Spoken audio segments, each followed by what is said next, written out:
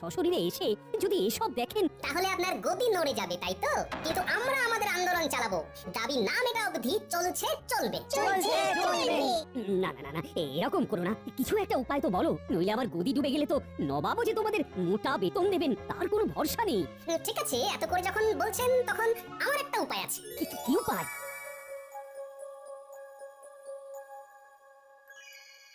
আচ্ছা বেশ বেশ।